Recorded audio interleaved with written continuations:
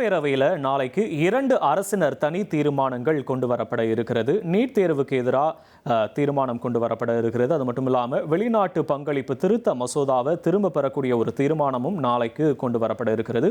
கூடுதல் விவரங்களோடு இணைகிறார் செய்தியாளர் பாஸ்கர். வணக்கம் பாஸ்கர், விவரங்களை பதிவு பண்ணலாம். நீங்க மருத்துவம் மற்றும் மக்கள் நல்வாழ்வுத்துறை அமைச்சர் அருண்ராஜ் அவர்கள் இந்த தீர்மானத்தை முன்மொழிகிறார். நாளைய தமிழக சட்டப்பேரவையில நீட் தேர்வுக்கு எதிரான மசோதாவாகத்தான் இந்த தீர்மானம் என்பது முன்வைக்கப்படுகிறது.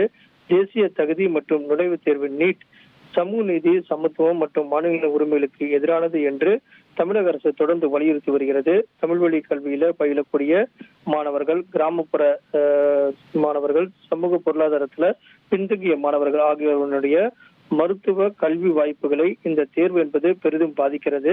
நீட் தேர்வானது வரம்பின்றி அதிக அளவுல கட்டணம் வசூலிக்கும் பயிற்சி மையங்கள் பெருகுவதற்கு வழிவகுக்கிறது. இதன் காரணமாக ஏற்கனவே இருக்கக்கூடிய நடைமுறை அடிப்படையில் 12ஆம் வகுப்பு மதிப்பெண் அடிப்படையிலேயே நீட் தேர்வுக்கு எல்லாம் இல்லாமல் மாணவர் சேர்க்கை என்பது மருத்துவ மாணவர் சேர்க்கையாக நடைபெற வேண்டும் என்பதை வலியுறுத்தும் வகையில, மத்திய அரசு வலியுறுத்தும் வகையில இந்த தீர்மானம் என்பது நாளை தமிழக சட்டப்பேரவையில மக்கள் நல்வாழ்வுத்துறை அமைச்சர் அருண்ராஜ் அவர்கள் முன்மொழிய வருகிறார். அதன் மீது விவாதம் நடத்தப்பட்டு பின்னர் தீர்மானம் என்பது நிறைவேற்றப்படும். அதே நேரத்தில் மற்றொரு தீர்மானமாக பள்ளிக்கல்வித்துறை அமைச்சர் ராஜ்மோகன் அவர்கள் தீர்மானத்தை முன்மொழியுள்ளார்.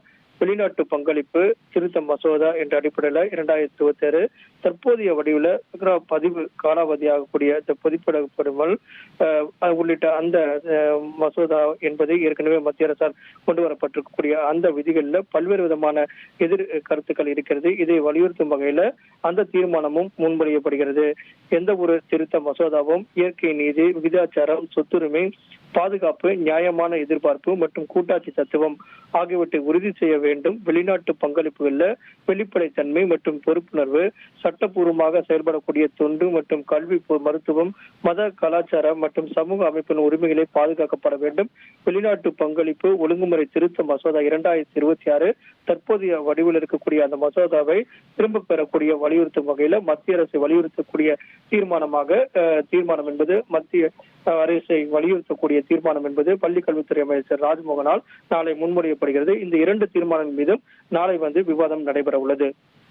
உங்களுடைய விவரங்களுக்கு நன்றி பாஸ்கரன். இனி செல்லும் இடமெல்லாம் செய்தி.